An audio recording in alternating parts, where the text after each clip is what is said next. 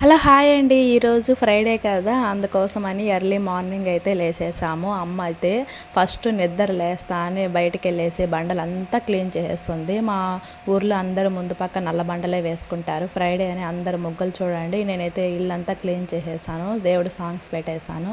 అమ్మ క్యారీకి అయితే white rice చేసేసాను. కొంచెం అయితే ఊరగాయ అయితే ఉండాది. రసం కూడా పెట్టేశాను. అమ్మకు 2 దోసలు పోసేసి చట్నీ కూడా చేసేసాను. అమ్మ స్నానం చేసి వచ్చి పూజ చేసేసిన తర్వాత ఆ దోసలు 2 అయితే తినేస్తుంది. నేను కూడా బాబు స్నానం చేపిచ్చి, నేను కూడా స్నానం చేసి ఇలా పూలన్నీ అలంకరించేస్తాను. చాలా ప్రశాంతంగా ఉంటుంది దేవుడి దగ్గర కూర్చుంటే.